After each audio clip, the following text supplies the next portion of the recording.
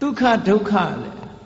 Luloka ma sembire kama chanda lo sembire kama se dukkha ajaderi dui. Erelu dui la re kama leve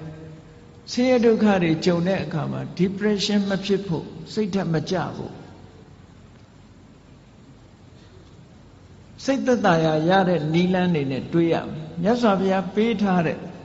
general point karo ba taung so lo shin. Be ya ma mye bu de takhana be so de atwei le ne tikha ma. Sin ya de atain da takhu ko aira ne khu kan kawel tha thi atwet jaung ko siat that ma depression phit de soda mashi bu. Siat that de naing ja twa da myo mashi bu de. Khu kan naing ne. Chanda dukkha ne dui la lo shin le luတွေကဘဝင်မြင့်ပြီးအောက်ခြေလွတ်တတ်တယ်အဲ့ဒါလို့မဖြစ်ရအောင်လည်းပဲခုနကချမ်းသာတယ်ဆိုတာလဲထာဝရမဟုတ်ဘူးတခဏမျှတာဖြစ်တယ်လို့မှန်ကန်တဲ့အတွေးလေးတွေနဲ့တွေးပြီးတဲ့အခါမှာကိုယ့်ရဲ့စိတ်ဓာတ်ရိမ့်ရိုင်မှုမရှိအောင်ကြန့်ခိုင်အောင်ကြိုးစားရမယ်ဒါကိုပြောတာကောင်းဆိုးလောကရန်ကြံ့ကြံ့ခံဘဝကိုလှလှပပဒီဆောက်ချင်ဟောဒီလောကရန်ခန္ဓာရည်ရှိဖို့ကြိုးစားရမယ်ဒါနံပါတ်1နော်လောကရန်ခန္ဓာအောင်ကြိုးစားဘယ်ပုဂ္ဂိုလ်ပဲဖြစ်ဖြစ်လောကရန်ဆိုတာရှိတာကြည့်ပဲ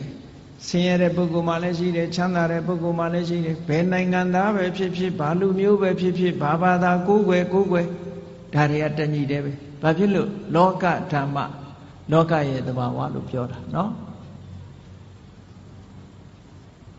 ကဲရတယ်ချီးမွမ်းတယ်ဆိုတာချီးမွမ်းတဲ့လူကချီးမွမ်းတယ်ကဲရတဲ့လူကကဲရတယ်အလုံးသိကြလိမ့်မယ်လေတခါတော့ကအမေရိကန်သမ္မတအရင်သမ္မတအီရတ်သွားတဲ့အခါကျတော့သတင်းစာဆရာတယောက်ကဖဏနဲ့ထုတယ်မဟုတ်လားဘာပဲဖြစ်ဖြစ်တခုခုအစော်ကားဆိုတာနိုင်ငံကောင်းဆောင်သမ္မတဖြစ်နေစော်ကားခံရတာမျိုးရှိတာစိတ်ဓာတ်ရေးရမတုံလို့ဖို့ကသိအရေးကြီးတယ်ပေါ့ကိုယ်လည်းကိုယ်အတိုင်းတာနဲ့သူလည်းသူ့အတိုင်းတာလောကမှာနေတဲ့ပုဂ္ဂိုလ်တိုင်းဟာကြည့်စိတ်ဓာတ်ကြန့်ခိုင်ဖို့ကြိုးစားရအဲ့ဒီစိတ်ဓာတ်ကြန့်ခိုင်တယ်ဆိုတာသူကသူကြန့်ခိုင်လာမှာမဟုတ်ဘူးကိုယ်တိုင်ကြိုးစားဖို့လိုအပ်တယ်ဘာဖြစ်လို့တော့ဆိုရင်ခန္ဓာကိုယ်ကြီးကြန့်ခိုင်အောင်ဘာတွေလုပ်ကြလူတွေလမ်းလျှောက်ကြတယ်ကျမကြီးလေ့ကျင့်ကြတယ်ဟုတ်တယ်မဟုတ်လားကျမကြီးလေ့ကျင့်ကြတယ် physical exercise တွေလုပ်ကြတယ်အားကစားသမားတွေဆိုမမောနိုင်မပန်းနိုင်အားကစားလေ့ကျင့်မှုတွေပြုသို့သောလောကလူသားတွေမေ့နေတာလှုပ်ဖို့မေ့နေတာဘာတော့ဆိုရင် mental exercise ပဲစိတ်ကိုကြန့်ခိုင်အောင်ကြိုးစားမှုကြတော့အားပြော့နေကြတယ်အဲ့ဒါလို့အားပြော့နေကြသည့်အတွက်ကြောင့်တလောကလုံးတစ်ကမ္ဘာလုံးမှာရှိကြတဲ့လူသားတွေဟာလောကရန်နဲ့ကြုံလိုက်လို့ရှိရင်ရိမ့်ရိုင်ထွက်သွားတယ်စိတ်ဓာတ်ကြန့်ခိုင်မှုအတွက်ကလည်းပဲ physical exercise လုပ်တယ်လို့ mental exercise လုပ်ဖို့လိုအပ်တယ်ပေါ့အဲ့ဒါတရားကျင့်တယ်ဆိုတာအဲ့ဒါပြောတာနော်တရားကျင့်တယ်ဆိုတာအဲ့ဒါပြောတာ physical exercise လုပ်တယ်ဆိုလို့ရှိရင်လူတွေကလမ်းထွက်ရှောင်ရတယ်ကျန်းမာရေးလေ့ကျင့်ရတယ်အပြေးလေ့ကျင့်တယ်ခန္ဓာကိုယ်ကြန့်ခိုင်အောင်လုပ်တယ်ဒါဖြင့်စိတ်ဓာတ်ကြန့်ခိုင်အောင်ဘာလို့ကတရားထိုင်တယ်တို့စိတ်ဓာတ်လေ့ကျင့်ခန်းယူတယ်စိတ်တည်ငြိမ်အောင်ကြိုးစားတယ်ကိုယ်အိမ်မှာကိုယ်နေရင်ကနေပြီးတော့မှန်ကန်တဲ့အတွေးကလေးတွေတွေးတယ်ဆိုပါစို့လောဘစိတ်တွေများနေတယ်တွေ့တာစိတ်တွေများနေတယ်တူနဲ့တူခင်မင်ပြီးတော့သိတွေ့တာမှုတွေများနေလို့ရှင်တွေးလေ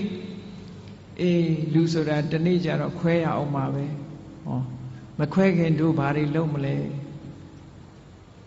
တချို့ကအဲ့ဒါမျိုးကိုစဉ်းစားရမှာမစဉ်းစားချင်ဘူးပေါ့စိတ်ဓာတ်ကြန့်ခိုင်အောင်အဲ့ဒါတွေကလေ့ကျင့်ပေးရဆိုပါစို့နုပြိုးနေတဲ့အရွယ်ရှိတဲ့ပုဂ္ဂိုလ်တွေကစဉ်းစားရမှာပါဇရာဓမ္မောမိဇရံအနတ္တိတောငါမှအိုခြင်းသဘောရှိတယ်အိုတဲ့သဘာဝငါမှရှိနေတဲ့အိုခြင်းတရားကိုငါမလွန်မြောက်နိုင်သေးဘူးလို့ဒီဟာစိတ်ဓာတ်ကြန့်ခိုင်အောင်လေ့ကျင့်မှုတစ်ခုပဲတချို့အဲ့ဒါတွေတွေးရင်စိတ်ပြည့်စရာကြီးလို့ထင်တယ်မဟုတ်ဘူးစိတ်ပြည့်စရာတွေးတာမဟုတ်ဘူးသဘာဝအမှန်ကိုသိအောင်ကြိုးစားစိတ်ဓာတ်ဆိုတာသဘာဝအမှန်ကိုသိမှ